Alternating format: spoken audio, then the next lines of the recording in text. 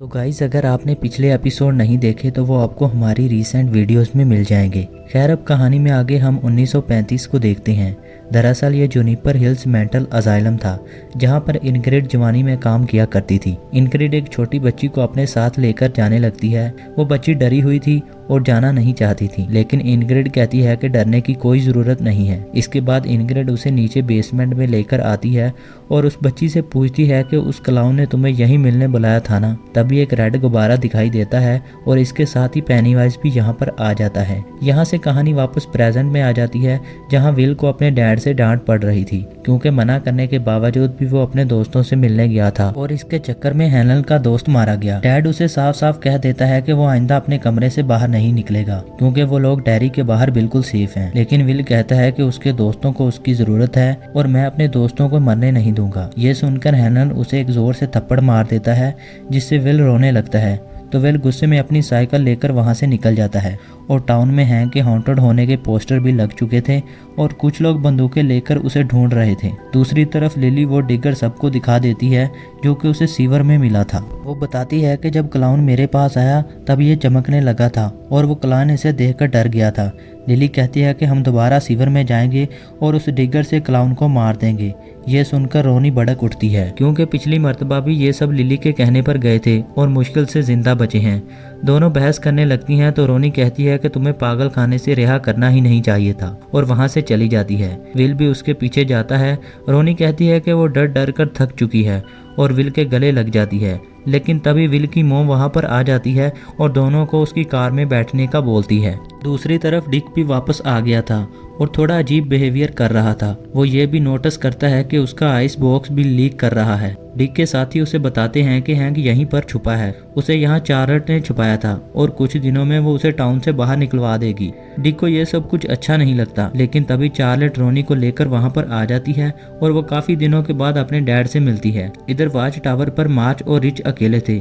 मार्च को अपनी बैंडेज बदलनी थी तो रिच कहता है कि वो उसकी हेल्प कर सकता है। यहाँ दोनों में कुछ बातें होती हैं। सेकंड एपिसोड में हमने देखा था कि रिच शायद मार्च को पसंद करता है। खैर, अगले दिन हेनल डिक से मिलने आता है, जो कि शराब पीकर पड़ा हुआ था। हेनल कहता है कि जनरल शाह अब भी उन पिलर्स को ढूंढना चाहता है। तभी डिक को हेनल के पीछे एक सोल्जर का बूथ दिखाई देता है।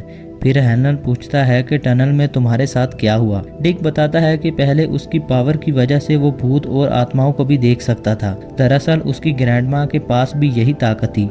उसकी दादी ने उसे एक ट्रिक सिखाई थी, जिसकी मदद से वो उन भूतों को बड़े से बॉक्स में बंद कर सकता था। उसे बस अपने माइंड में ये सब कुछ सोचना होगा। फिर डिक ने सब आत्माओं को बंद कर दिया और उस पर ताला लगा दिया। इस समय वो सिर्फ 9 साल का था और तब से उसे कोई भूत दिखाई नहीं दिया था। लेकिन कल डिक उसके दिमाग में घुस गया और उस बॉक्स को ओपन कर दिया और उसे फिर से आत्माएं दिखने लगी हैं। डिक की दादी ने यह भी बताया था कि ज्यादातर आत्माएं वहीं भटकती रहती हैं जहां उनकी मौत हुई हो। हेलन पूछता है कि क्या तुम उन आत्माओं से बात कर सकते हो, लेकिन डिक कहता है कि मैं ऐसे नाटक करता हूं जैसे मैंने उन्हें देखा ही ना हो, क्योंकि अगर उन्हें डिक के बारे में पता लग गया तो वो उसके पीछे पड़ जाएंगे, क्योंकि उन्हें ऐसी चीजें पता होती हैं जो कि शायद जिंदा लोगों को पता नहीं होनी चाहिए। हेलन कहता है कि तुम भूतों से ही क्यों नहीं पूछ लेते कि वो पिलर्स कहाँ पर हैं और मिशन मुकम्मल होने पर उस बॉक्स को दोबारा बंद कर देना।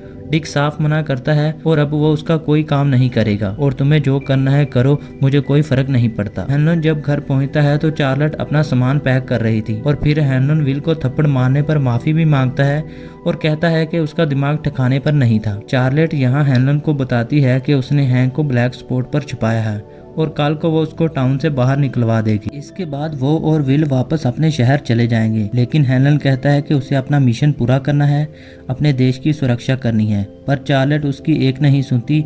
शायद यहाँ के पानी का असर उन पर भी होने लगा है। उधर लिली को क्लासरूम में अपने डेस्क पर पिकल पापा दिखाई देते हैं। लिली अपने डिगर बाहर निकाल कर जोर से चिल्लाती है। टीचर उसे खामोश रहने का कहते हैं और सारे बच्चे उस पर हंसने लगते हैं, तो लिली यहाँ से चली जाती है।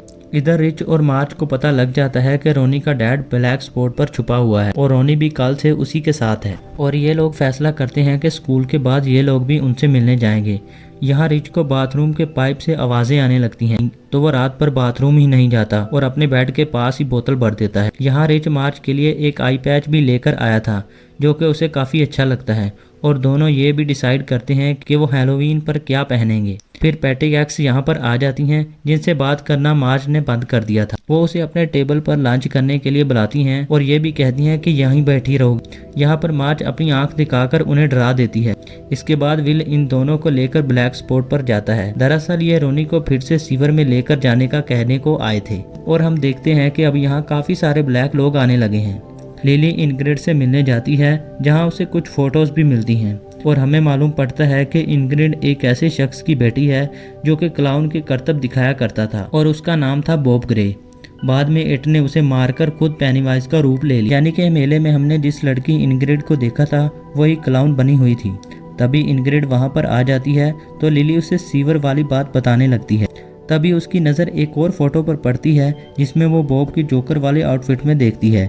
इसके बाद इनग्रिड लिली की बातों पर हंसने लगती है। लिली को यहाँ एक और क्लाउन कॉस्ट्यूम दिखाई देती है जो कि इनग्रिड पहना करती थी, यानी कि उन्होंने कब्रिस्तान में जिस भूत का फोटो लिया था वो इनग्रिड ही थी और विल ने इसे ही अपने घर के बाहर देखा था। इनग्रिड अब लिली को बताती है कि उसका डैड मेले में काम किया करता था और उसका नाम था पेनीवाइज द डांसिंग क्लाउन, लेकिन एक दिन उसके डैड को उससे छीन लिया गया। मेला तो चला गया लेकिन इनग्रिड डेयरी में ही रुक गई और फिर इसके बाद इनग्रिड यहाँ के एक मेंटल असाइलम में काम करने लगी और उसने एक दिन एक बच्ची को बात करते सुना कि उसे पेनीवाइज दिखाई देता है जो कि रात को उसे बेसमेंट में आने का कहता है। फिर इनग्रिड रात को उस लड़की को बेसमेंट में लेकर जाती है और पेनीवाइज उनके सामने आ जाता है, लेकिन इनग्रिड को लगता है कि ये उसके डैड हैं, लेकिन फिर वो उस बच्ची को खाने की कोशिश करता है। इनग्रिड उसे बचाने की कोशिश करती है लेकिन पेनीवाइज उसे खा जाता है। फिर वो पेनीवाइज इनग्रिड के डैड का रूप लेकर उसके सामने आता है और कहता है कि दरवाज़ा खोलो, सब ठीक हो जाएगा। अपने डैड को देखकर इनग्रिड को अच्छा महसूस होने लगा था तो वो काफ़ी सारे बच्चे बेसमेंट में लेकर जाने लगी ताकि अपने डैड को करीब से देख सके। और इनग्रिड का कहना है कि अगर वो पेनीवाइज उसे क्लाउन आउटफिट में देख लेगा तो उसे सब याद आ जाएगा और फिर वो आज़ाद हो जाएगा। बस इसलिए वो क्लाउन वाले ड्रेस में घूम रही थी। ये सब बातें सुनकर लिली डरने लगती है तो वो कहती है कि मैं तुम्हें कोई नुकसान नहीं पहुंचाऊंगी, लेकिन उसके दोस्तों की कोई गारंटी नहीं है। लिली पूछती है कि क्या मेरे डैड मर चुके हैं तो इनग्रिड बताती है कि डेयरी में कभी कोई मरता ही नहीं। आज रात मेरे साथ चलो, मैं तुम्हें सब कुछ दिखा दूंगी। मगर लिली डिगर से उसके हाथ में कट लगाकर वहां से भाग जाती है। इधर रोनी सबसे कह देती है कि वो अपने डैड के साथ ही रहेगी और कहीं नहीं जाएगी। विल उसके बाद रोनी के डैड को भी सब कुछ बता देता है। दूसरी तरफ शहर के सब गोरे लोग बात कर रहे थे कि हैंक ना जाने कहां पर छुपा हुआ है और यहाँ पर इनग्रिड का हस्बैंड भी था जिसे मालूम ही नहीं कि हैंक तो तुम्हारी वाइफ के साथ ही मजे ले रहा है।